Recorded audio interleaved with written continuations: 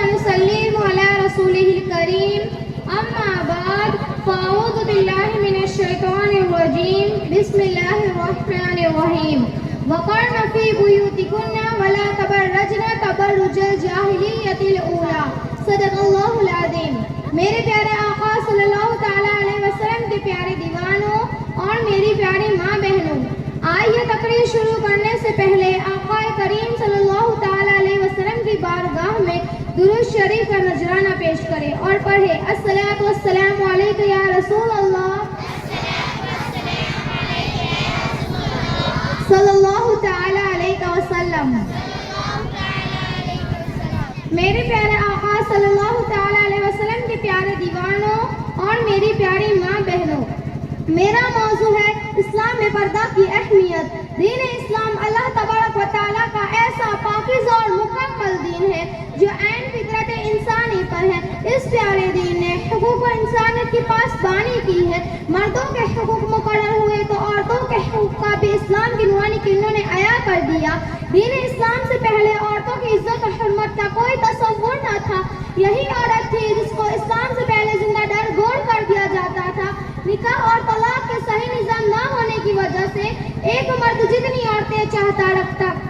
عورت کے بارے میں غیرت اس قدر مفقود تھی کہ باپ کے مرنے کے بعد بیٹا اپنی سوتیلی ماں سے نکاح کر لیتا. لیکن اسلام کی نورانی روشنی نے عورتوں کو بھی حقوق انسانیت کی روشنی عطا کی، اس کی عزت و عظمت کی حفاظت کی، اس کو حقوق و حق تلفی سے بچایا، اس کے ساتھ اچھا سلوک کرنے کا حکم دیا. جیسا کہ اللہ تعالیٰ نے قرآن مقدس میں ارشاد فرمایا ہے وَأَشْهِدُهُنَّ بِالْمَعْرُوفِ، اور ان سے اچھا برتاؤ کرو، کھلانے پلانے میں، بات چیت میں، زوجیت کے امور میں. غرض کہ اسلام نے عورت کی تلخیوں کو مٹھاس میں تبدیل کر دیا اور اس کی عزت و عظمت کے لیے ایک قانون عطا کیا، اور اس کی عزت و عظمت کا وہ قانون پردہ بھی ہے. یہ قانون عورتوں کی عزت و عظمت اور ناموش کا نگہبان ہے. اللہ تعالیٰ نے قرآن مقدس میں ذکر فرمایا ہے وَقَرْنَ فِي بُيُوتِكُنَّ وَلَا تَبَرَّجْنَ تَبَرُّجَ الْجَاهِلِيَّةِ الْأُولَىٰ، اور اپنے گھروں میں ٹھہری رہو اور بے پردہ نہ رہو جیسا کہ اگلی جاہلیت کی بے پردگی. اس آیت کریمہ میں اللہ تعالیٰ ارشاد فرما رہا ہے کہ اے عورتوں، تم اپنے اپنے گھروں میں ٹھہری رہو اور کسی کام سے باہر نکلنا ہے تو بے پردہ نہ نکلو.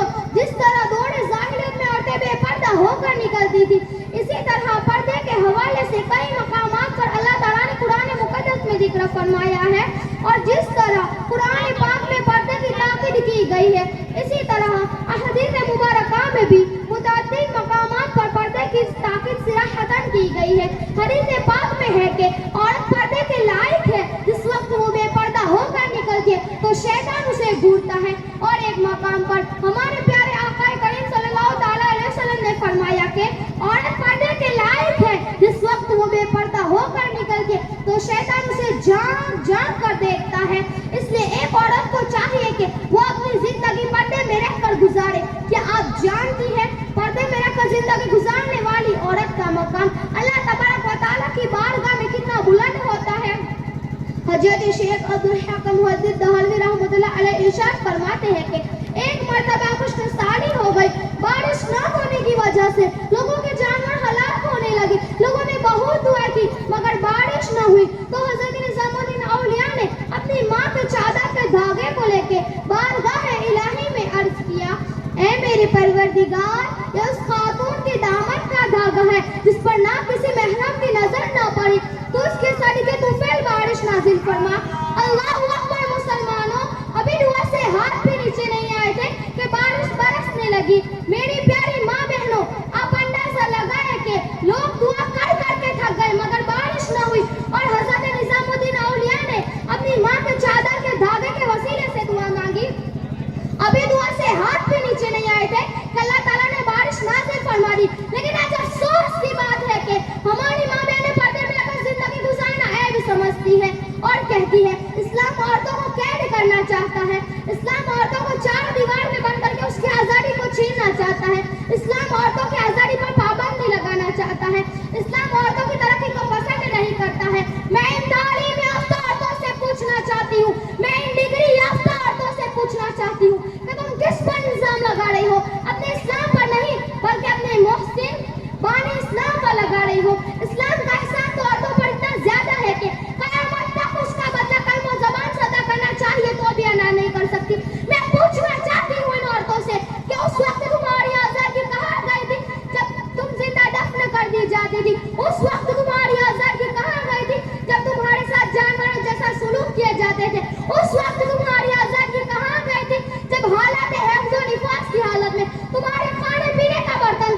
کر دیا جاتا تھا. یہ تو بان اسلام کا احسان مانو کہ تمہیں ان تمام مصیبتوں سے بچا کر اتنا بلند مقام عطا فرمایا ہے کہ اگر ماں ہے تو تمہارے قدموں کے نیچے جنت, بیٹی ہے تو تمہاری پرورش پر جنت کی بشارت. اس لیے پردے میں رہ کر زندگی گزارو, کیونکہ the glory of a woman is the veil, a woman's stone is the veil, a woman's soul is the veil, a woman is a guardian the veil, a woman is a honor is the veil, a woman is the greatness of a woman is the veil, a woman is a dignity is the veil. Sunnah Fatima radiallahu anha is the veil, Sunnah Aisha radiallahu anha is the veil, and veil is the source of divine mercy. Raza Mustafa is the veil, and veil is the source of Allah pleasure. عورت کی شان ہے پردہ, عورت کی آن ہے پردہ, عورت کی جان ہے پردہ, عورت کی نگہبان ہے پردہ, عورت کی عزت ہے پردہ, عورت کی عظمت ہے پردہ, عورت کی رفعت ہے پردہ, سنت فاطمہ ہے پردہ, سنت عائشہ ہے پردہ, رحمت الہی کا ذریعہ ہے پردہ.